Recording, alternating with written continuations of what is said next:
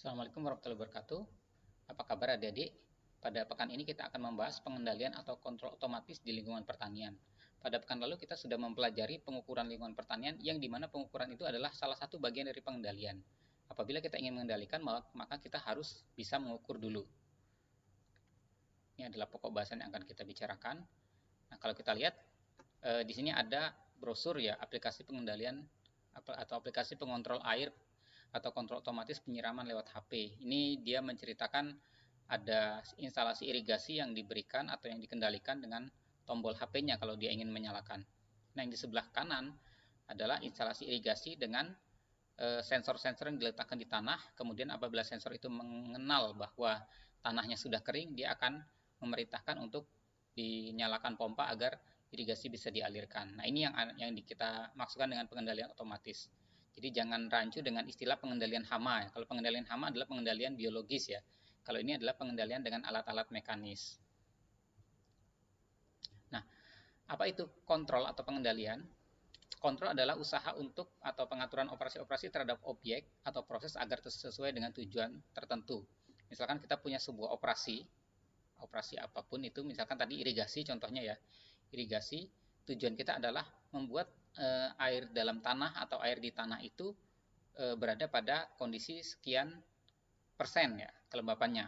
Nah, dengan itu diperlukan pengukuran berapa kelembapan yang ada sekarang, Nah, jika dia berkurang atau lebih kurang daripada yang kita inginkan, maka kita butuh sistem kendali untuk memberikan air tambahan pada irigasi tersebut, pada lahan tersebut. Nah, ini contoh dari pengendalian ya, contoh bagian pengendalian.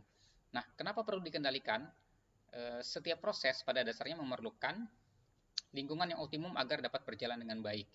Jadi proses memerlukan lingkungan optimum agar dapat berjalan dengan baik. Misalkan dalam industri ya, industri misalkan tapioka industri setelah keluar dari alat dia menjadi tapioka basah, dia perlu dikeringkan, tapi pengeringan itu memerlukan suhu yang tertentu agar tidak terjadi burning ya, tidak terjadi kecoklatan warna tepungnya. Nah, itu adalah perlunya pengendalian di situ. Nah, kemudian berkaitan dengan pertanian ini biasanya kita biarkan faktor-faktor alam ya, faktor cuaca yang terlibat di sana 100% ya. Nah, namun pada pertanian yang lebih modern di mana kita berada dalam greenhouse atau dalam sebuah plant factory di mana komoditas masih dianggap layak atau dia menguntungkan, maka investasi pada teknologi pengendalian atau pengontrolan akan menjadi menguntungkan, akan menjadi lebih baik ya, sehingga tanaman bisa mendapatkan segala faktor-faktor produksi yang optimum. Nah, ini adalah komponen dasar sistem kendali. Tadi sudah kita lihat sekilas mengenai bagan, tapi komponen dasarnya secara konsensus bahwa dalam ilmu pengendalian mereka mempunyai proses yang dikendalikan dalam sebuah sistem. Misalkan tadi irigasi, contohnya irigasi ya. Irigasi yang dikendalikan adalah kadar air. Kadar air kita kendalikan. Kemudian kadar air itu diukur dengan sensor. Sehingga dia memberikan nilai tertentu yang dimasukkan ke dalam sistem. Nah, kita juga sudah punya set point atau keinginan kita bahwa kadar air yang akan diberikan pada tanah tersebut sebesar berapa. Kalau kita bandingkan dengan hasil pengukuran kita, seandainya dia lebih besar kadar airnya, maka controller akan atau controller berfungsi sebagai otak dalam sistem kendali, dia akan memerintahkan bahwa pompa itu tidak usah dinyalakan. Tapi kalau dia lebih kecil, nilai yang kita ukur daripada set point, kadar airnya lebih rendah daripada yang kita inginkan, maka controller akan memerintahkan aktuator untuk atau pompa dalam hal ini untuk menyalakan pompa dan memberikan pengairan.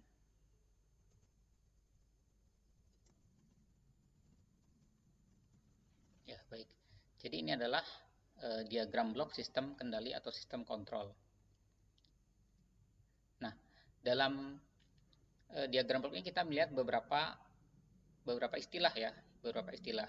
Di antaranya adalah set point.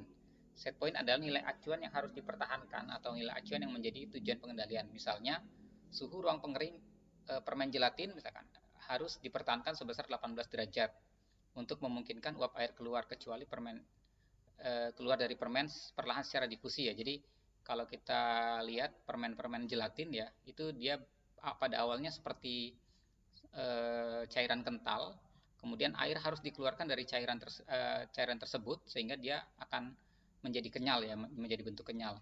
Nah, permen itu harus dimasukkan ke dalam ruang pengering. Nah, yang dikatakan pengering di sini bukan dipanaskan tetapi malah didinginkan sehingga udara yang ada atau kelembapan yang ada di dalam ruangan tersebut menjadi rendah. Nah, dengan adanya kelembapan yang rendah di sekitar ruangan tersebut, uap air yang ada di dalam permen tersebut akan keluar sehingga lama-lama menjadi berkurang dan cairan kental tadi menjadi kenyal, menjadi permen gelatin gitu ya. Kira-kira begitu. Nah, dalam ruangan ini apabila kita set suhunya sebesar 18 derajat Celcius, maka dia akan menurunkan suhu dan kemudian membuat ruangan itu kering karena beberapa uap air akan terjadi kondensasi dan mengurangi uap air yang ada di udara. Nah, kemudian ada lagi istilahnya yaitu nilai aktual. Nilai aktual adalah nilai yang menunjukkan respon proses atau nilai yang hasil yang kita ukur dari sensor ya, dari sensor. Kalau misalkan dalam ruangan tersebut ada sensor kelembapan atau sensor suhu, maka kita akan melihat bahwa sensor suhu berapa dan berapa yang kita set, yang kita inginkan. Set pointnya berapa, kemudian sensor yang sebenarnya berapa terjadi. Nah, ini adalah nilai aktual dan nilai set point. Kemudian ada respon transient ya, ketika kita memindahkan set point dari suatu setting ke setting yang lain, maka akan terjadi osilasi. Nah, ini adalah respon transient dari sebuah sistem atau sebuah sistem di mana suhu udara ketika set point-nya dipindahkan, maka dia akan terjadi osilasi sebentar untuk kemudian juga terjadi kestabilan lagi atau respon steady state. Ya, demikian beberapa istilah-istilah ya. Nah, dengan ini diperlukan sebuah controller dalam sistem kendali, ada satu komponen dalam sistem kendali yang merupakan satu otak. Kalau komputer itu ibaratnya prosesornya, kalau microprosesor itu adalah satu chip ya, yang dia akan memberikan keputusan, kemudian dia akan menyalakan atau mematikan alat. Nah, aktuator ini adalah alat ya, alat yang digunakan untuk mengendalikan proses. Misalkan kalau dalam suhu ruangan pengering tadi, ruang pengering atau ruang penyimpan permen gelatin, itu aktuatornya adalah mesin pendingin atau AC. Jadi dia akan menyalakan atau mematikan AC atau mengeset suhu AC agar ruangan tersebut tercapai set point-nya. Kalau seandainya dia pemanas, maka aktuatornya adalah bertujuan untuk memanaskan atau mengurangi suhu. Misalkan dengan mematikan alat, suhunya dia tidak bertambah.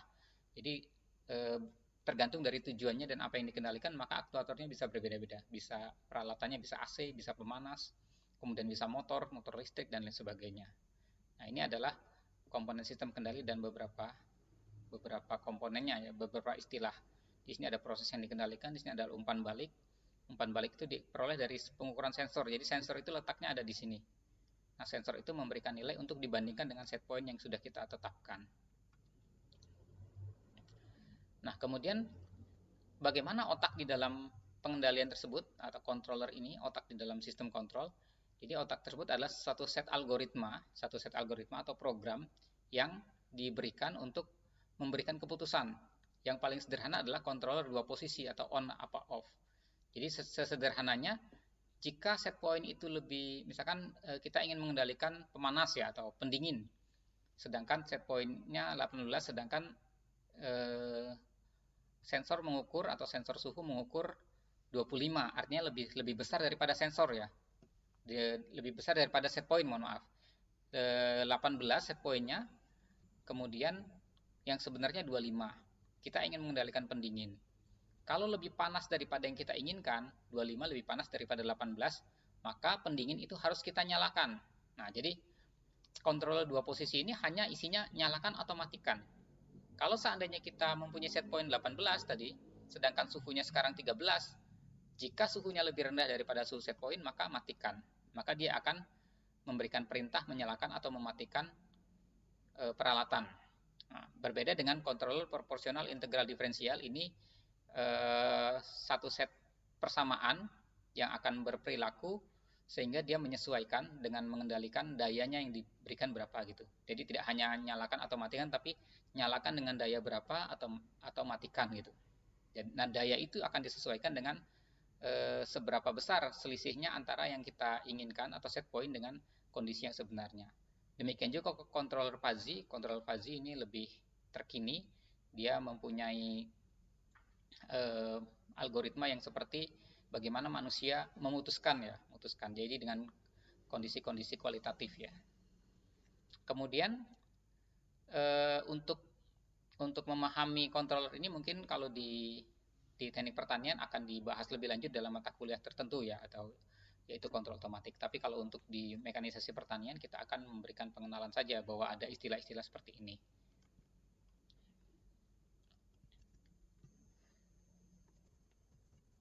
Nah, beberapa istilah lainnya adalah ada yang dinamakan kontrol loop terbuka dan kontrol loop tertutup ya. Ini biasanya yang dikatakan kontrol loop terbuka itu adalah kontrol yang tidak memiliki umpan balik. Kalau kita lihat di sini, setelah proses itu dikendalikan atau diberikan aksi aktuator yang sesuai, maka dia akan diukur lagi dan diberikan sebagai umpan balik untuk eh, komparator ya.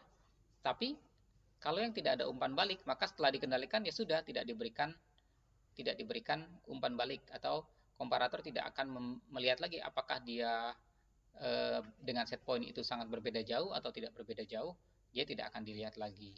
Ini seperti kita menyalakan lampu dengan kondisi tertentu, terang gitu. Ketika terang ya sudah, tidak kita adjust cahayanya ya. Apakah dia enak dengan mata atau tidak, itu kira-kira begitu. Lampu belajar misalkan ya, kita nyalakan ya sudah selesai. Tapi kalau kita nyalakan kemudian kita adjust sampai mata kita tidak sakit gitu, itu berarti ada proses pengendalian yang kita lakukan dalam pikiran kita, yang akhirnya aktuator di tangan kita, yaitu tangan kita untuk menggerakkan, mengadjust cahaya tersebut, apakah dia lebih terang atau lebih redup sesuai dengan kenyamanan mata. Nah, katup atau keran air yang dibuka oleh manusia merupakan sistem kendali open loop ya. Jadi manusia itu yang menjadi pengendali. Jadi tangan kita, kontrolernya katakanlah otak kita ya. Otak kita memutuskan sesuatu, itu airnya kosong, kita buka dan keluar gitu. Dan keluar. Keluar airnya sudah kita kita tinggalkan gitu ya. Nah, tapi bedanya kalau misalkan kita ingin air dengan ketinggian tertentu ya. Jadi kita buka kerannya, on ya, kita nyalakan on, kemudian pada ketinggian tertentu kita perhatikan air keluar tersebut sampai pada ketinggian tertentu, sudah sampai ketinggian tertentu kita matikan kerannya, kita off kan itu. Nah itu open loop karena kita masih mengawasi, sensor mata kita mengawasi proses tersebut dan otak kita memberikan keputusan seperti halnya controller memberikan keputusan, dan tangan kita yang menjadi aktuator untuk menghentikan atau menutup katup tersebut. Nah, kemudian ada yang dikatakan pengendalian tidak berumpan balik atau pengendalian berbasis waktu atau controller berbasis waktu. Controller berbasis waktu adalah pengendalian yang dirancang berdasarkan periode pada satu proses atau sistem yang dirancang untuk bekerja hanya pada waktu-waktu tertentu. Misalnya, pada perumahan, misalkan di lampu jalan, kita punya lampu yang misalkan di setting atau dinyalakan dengan timer ya. Ketika jam 6 sore dia nyala, kemudian ketika jam 6 pagi dia mati. Jadi ada timer yang menyalakan atau mematikan lampu tersebut. Nah, jadi nyala atau mati aktuator itu ditentukan oleh timer ya. Kemudian sistem kendali ini adalah sistem kendali loop terbuka yang tidak menerapkan mekanisme umpan balik. Tidak ada umpan balik, hanya waktu saja. Jadi tidak ada sensor yang ingin melihat berapa terang cahaya di luar. Kalau dia terlalu gelap, dia nyalakan lampu. Itu kalau misalkan ada yang dengan sensor, dengan umpan balik, dia sensor cahaya ya, dia kalau hujan pun mendung, agak gelap, lampunya nyala gitu. Tapi kalau dengan timer ya, dia hanya nyala atau mati pada waktu-waktu yang sudah di-set oleh timer. Kemudian unit controller umumnya berupa controller dua posisi atau on-off. Jadi nyala atau mati ya untuk controller berbasis waktu. Nah, contohnya adalah ini timer ya. Timer kalau di open itu ya, kita set pemanggangan misalkan 10 menit, kita geser ke 10, kemudian dia akan berjalan secara mekanis, kemudian ketika menunjuk ke 0 dia bunyi ting gitu, seperti itu ya. Beda halnya dengan timer elektronik. Timer elektronik ada komponen elektronik di dalamnya, termasuk juga IC atau ya IC untuk mengatur waktu ya, untuk mengatur waktu. Kemudian kita bisa set dan kita bisa membuat peralatan yang kita ingin nyalakan atau matikan itu bekerja atau tidak bekerja ya, on atau off posisinya. Nah, kemudian ada kontrol yang berumpan balik tetapi mekanis ya. Kalau kita lihat di kulkas zaman dulu ada yang namanya termostat. Termostat adalah satu contoh sistem kontrol loop tertutup ya. Ini adalah gambarnya. Jadi bagaimana mekanisme pengontrolannya? mekanisme kontrolernya ada pada dua logam ini. Jadi ada dua logam di sini, yang merah dan yang biru. Ini simbolnya ya. Nah, dua logam ini punya memuai pemuaian yang berbeda ya. Kalau di yang merah memuai, maka dia akan yang birunya belum memuai, maka dia akan bengkok ke keluar sehingga memutuskan aliran sirkuit ini ya. Jadi ketika dia memuai, maka sirkuit ini putus dan dia menjadi kondisinya off gitu dalam kulkas. Ketika kulkas kita terlalu panas atau tidak eh, eh, cukup panas gitu, bukan panas sekali ya, tapi suhunya agak panas gitu ya. Kemudian dia akan melakukan pemuaian dan memutus kebalik ya. Ketika dia panas, harusnya dia nyambung ya. Ketika dia misalkan yang biru yang memuai, yang merah yang tidak memuai. Tadinya kondisinya putus, ketika dia panas maka yang biru memuai, yang merah belum memuai, maka dia bengkoknya akan menyambungkan sirkuit sehingga menyalakan kompresor ya, kompresor atau ya kompresor yang ada di kulkas kita ya, mesin kulkas itu ya, yang berguna untuk mengalirkan aliran freon sehingga menarik udara-udara panas ke freon tersebut. Jadi dia lebih dingin. Namun ketika dia sudah dingin maka dia diputus ya. Ketika dia sudah dingin maka dia yang biru mungkin ketika putus, ketika dingin yang biru akan menyusut ya logamnya sehingga dia bengkoknya ke kanan gitu. Jadi ini termasuk mekanisme umpan balik juga yang dilakukan oleh dua logam ini. Nah, untuk peralatan kontrol yang lebih modern, dia menggunakan prinsip-prinsip elektronika.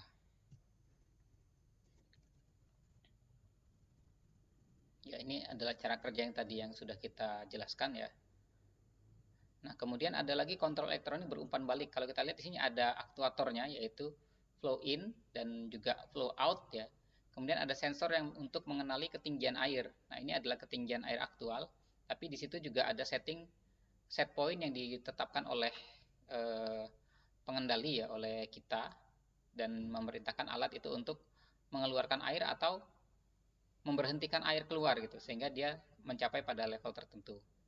Jadi ada sensor, kemudian ada controller di sini, kemudian ada aktuator yang digunakan untuk mengaktifkan katup ini terbuka atau tertutup.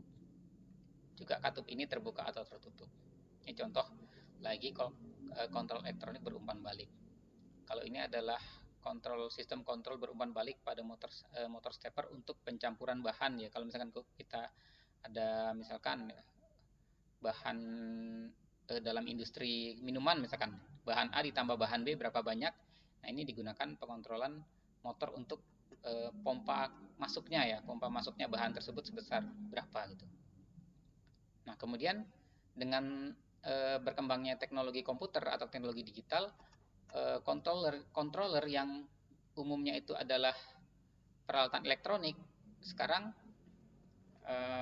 dia bisa juga digunakan komputer ya. Kalau dulu adalah microcontroller dengan chip yang kecil yang kita program. Tapi sekarang komputer yang kita gunakan sekarang pun bisa digunakan untuk pengendalian atau controller dengan kita memasukkan pengukuran sensor ke dalam komputer kita, yaitu yang kemarin sudah dijelaskan, yaitu bagaimana dari pengukuran sensor analog menjadi digital dengan menggunakan peralatan analog digital converter. Kemudian ketika masuk datanya ke komputer kita bisa mengenali dan kemudian kita program untuk memutuskan ya. Jadi kontrolernya ada pada program yang kita bikin atau kita buat untuk memutuskan. Nah, ini contoh misalkan kita mengendalikan plot sawah di lahan gambut ya. Jadi lahan gambut itu tidak boleh airnya turun terlalu dalam. Kalau dia airnya turun terlalu dalam di bawah permukaan tanah, maka dia akan, karena dia ada metan, dia akan mudah terbakar. Jadi kita setting bahwa airnya tidak terlalu dalam. Bagaimana kalau dia turun terlalu dalam? Kita berikan air melalui parit ini. Nah, bagaimana kalau dia terlalu banyak airnya atau berada di atas permukaan tanah? Maka kita keluarkan dari parit ini dengan pompa. Jadi aktuatornya adalah pompa, kemudian ada sensor di sini untuk mengukur berapa ketinggian air, dan kemudian ketinggian air ini kita lihat datanya, kemudian kita program komputernya agar memerintahkan aktuator untuk menyalakan atau memberikan air kepada lahan atau mengeluarkan air dari lahan, kira-kira begitu. Jadi pompanya memberikan atau mengeluarkan. Ini adalah contoh plot sawah ya, contoh plot sawah di lahan gambut. Jadi dengan demikian kita bisa mengendalikan agar tidak terbakar juga, dan barangkali bisa digunakan untuk penanaman ya. Nah, contoh lainnya adalah sistem pengendali larutan nutrisi. Kalau kita bertanam secara hidroponik, maka kita akan mempunyai kalau nutrisinya adalah AB mix ya, misalkan nutrisinya adalah AB mix, tapi AB mix sendiri harus disetting agar pH-nya tertentu ya, pH-nya tidak terlalu asam dan juga electric conductivity-nya. Nah, ini yang kita gunakan pengendalian untuk mengeset atau memberikan seberapa banyak basa yang kita berikan atau seberapa banyak asam yang kita berikan untuk mendapatkan larutan nutrisi yang dibutuhkan tanaman ya, yang sesuai dengan dibutuhkan tanaman. Kalau terlalu asam maka mungkin tanaman akan mati. Jadi dengan pH tertentu diberikan pengukuran pH di sini. Kemudian di sini ada komputer yang menjadi kontrolernya. Komputer itu akan mengaktifkan katup ya. Katup itu atau di sini ya, katup yang akan memberikan perintah kepada cairan basa atau asam ini untuk diambil atau tidak sesuai dengan kondisi yang ada. Kalau dia terlalu asam maka basa yang akan diambil untuk memberikan pH yang diinginkan atau untuk meningkatkan pH-nya. Tapi kalau dia terlalu basa maka asam yang akan diambil untuk menurunkan pH-nya. Kira-kira begitu. Nah, setelah itu baru bisa dikirimkan atau diberikan kepada tanaman kita untuk hidroponik ya. Nah, ini adalah contoh yang lain ya, sistem kontrol greenhouse dan hidroponik. Di sini kalau kita lihat ada beberapa yang dikontrol, yaitu kelembapan, humidification, kemudian ada pendinginan udara, kemudian ada pemanasan udara, kemudian juga ada pendinginan air, kemudian ada pemberian larutan nutrisi ya. Kemudian juga di sini juga di ruangannya yang dikontrol juga ada kadar CO2 ya. Kalau kita tahu bahwa CO2 itu menjadi bahan utama untuk fotosintesis. Nah, ini sistem yang lebih kompleks lagi ya. Nah, banyaknya parameter yang dikendalikan dalam rumah tanaman memerlukan panel display terpadu ya. Jadi dari sistem kontrol kita buat panelnya agar bisa dilihat atau bisa diawasi, kemudian bisa kita ambil datanya. Sebagai penutup, pengendalian adalah solusi engineering dari kondisi lingkungan yang tidak optimum. Dalam bidang pertanian, pengendalian membuat semua tanaman dapat tumbuh di daerah mana saja dengan membuat satu sistem tertutup yang terkendali. Kemudian tahapan perancangan sistem kendali secara singkat adalah merumuskan sistem atau proses yang akan dikendalikan, menentukan parameter pengendalian dan set point, kemudian membuat sistem kendali atau sistem kontrol, kemudian mengevaluasi sistem kendali. Nah, dalam bidang pertanian, baik prapanen maupun pasca panen diperlukan banyak kondisi yang memerlukan pengendalian. Nah, sebagai latihan bagi adik-adik, silahkan dipikirkan satu sistem atau proses dalam bidang pertanian yang kira-kira bisa dikendalikan dengan peralatan tadi ya, bukan pengendalian hama sekali lagi ya, kemarin karena tahun-tahun lalu banyak misunderstanding ya. Kemudian kondisi optimum apa yang harus dimiliki oleh sistem pertanian itu dan bagaimana merancang sebuah sistem kendali untuk diterapkan pada sistem tersebut ya. Jadi silakan ditulis pada kertas folio, bisa dilengkapi dengan sketsa atau gambar. Baik, demikian perkuliahan kita. Assalamualaikum warahmatullahi wabarakatuh.